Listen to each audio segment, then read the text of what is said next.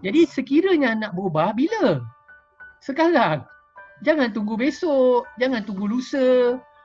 Jadi kalau saya akan anggap setiap hari adalah hari pertama saya. Sebab ada saja perkara yang kita boleh buat lebih baik dari semalam, betul tak? Sebab itu kita betul. ada kata-kata yang mengatakan apa? Kita selalu minta hari ini lebih baik daripada semalam dan esok lebih baik daripada hari ini. Maknanya apa? Setiap hari adalah hari pertama untuk kita yang mana kita perlu cari apa yang kita boleh ubah atau buat lebih baik hari ini berbanding dengan semalam. Sebab itu kita tak cakap esok kita mula. Tidak, mula sekarang. Mula sekarang. Apa yang kita boleh buat? Kan?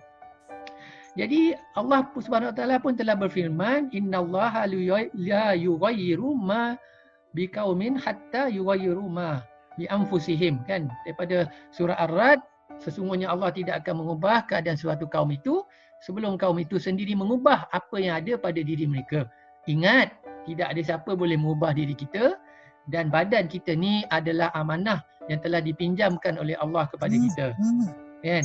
Jadi kita kena reset kita punya minda kita, cara kita approach, kan? Tak ada siapa yang bertanggungjawab tetapi diri kita sendiri. So it's time for change, up to you which direction you choose. Betul tak? Kan? Ya, betul. Kita yang pilih. Hari ni kita nak makan sihat ataupun nak makan sedap. Kita pilih. Hari ni nak minum air kosong ataupun nak minum tea life, kan? Boba tea. Kita yang pilih. Tak ada siapa paksa. Tak ada siapa paksa. Kan? Jadi apa yang kita perlu buat, kita kena wujudkan tabiat baru. So salah satu cara yang kita boleh lihat, kita lihat apa tabiat lama yang kita mungkin boleh ubah untuk digantikan dengan tabiat baru. Jadi untuk melakukan perubahan ni, kita perlu melakukan tabiat baru untuk 21 hari berturut-turut.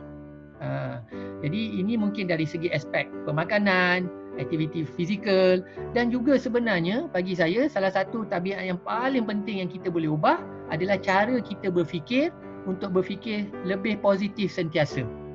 Ini antara tabiat-tabiat yang kita boleh ubah. Sebab semalam saya berkesempatanlah hadiri satu sesi latihan dengan seorang trainer ni.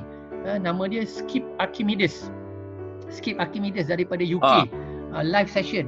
Dia kata yang kita ni jadi masalah sebab kita ni banyak sangat asid dalam badan dan juga pemikiran kita. Banyak sangat apa dia? Asid. Asid dalam badan dan pemikiran kita.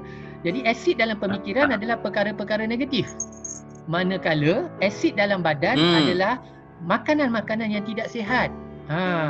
Sebab itu kita kena mengalkalikan tubuh kita dengan makanan yang sihat. Sebab asid-asid ni, toksin ni menyebabkan lemak banyak terkumpul dan daripada situ datangnya masalah kesihatan. Jadi untuk perubahan berlaku, kita perlu berubah. Siapa rasa excited tengok saya punya fruit bowl ni dengan strawberry, kiwi fruit, menyelerakan. Very attractive. Saya yakin kalau kita makan pun terus rasa tenaga, energi. Tengok pun rasa vibrant sebab dia punya colours. So ini yang dikatakan makanan yang sihat sebab apa? Dia fresh. Dia bukan acidic. Makanan-makanan macam ni yang kita kena bagi pada tubuh badan kita. Makanan bukan yang diproses tapi makanan yang bagi energi. Sebab itu kalau kita tengok kita makan buah-buahan yang fresh, lepas tu kita memang rasa energy level kita naik. Betul? Yes. Betul. Alright, so now is the time for change. Cuma kita kena faham beberapa perkara. Pernah dengar diet 365? Ya. So diet 365 ni adalah diet sepanjang tahun. Maksud saya apa? Ada orang dia buat keputusan. Contohnya 1 Januari 2020 dia buat keputusan, tahun ni aku nak makan lebih sihat. Aku nak turunkan berat badan. So dia pun mulalah diet. Biasanya dia orang akan buat sendiri.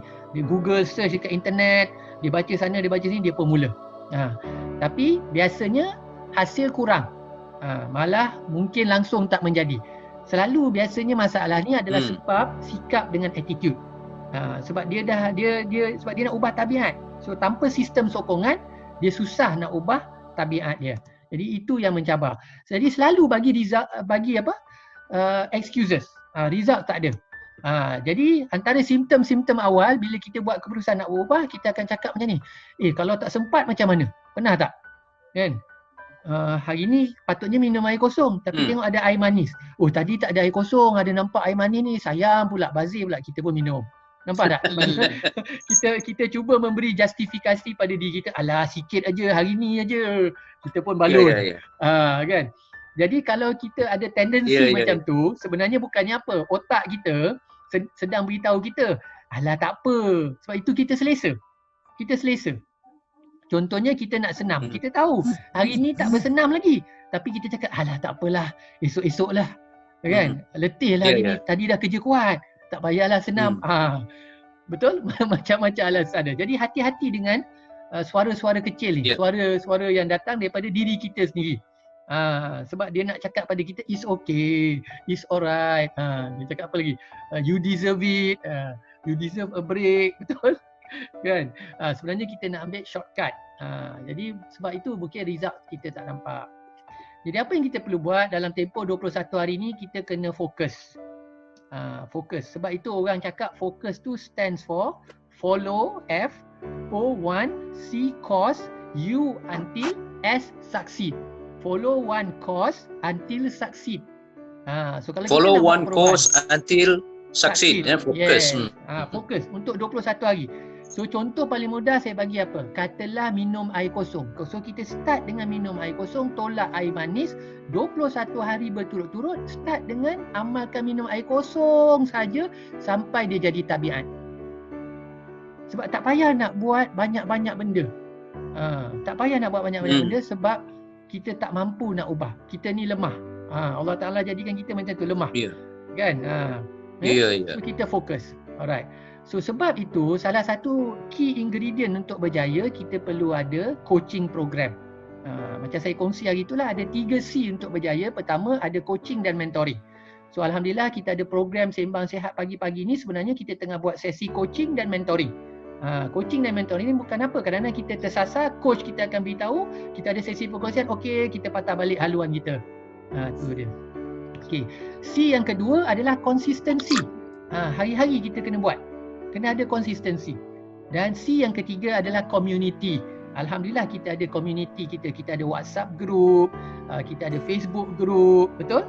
Kita ada jemaah, betul. Sebab kalau nak buat seorang-seorang sangat susah. Sebab itu kita semua sangat merindui masjid kita.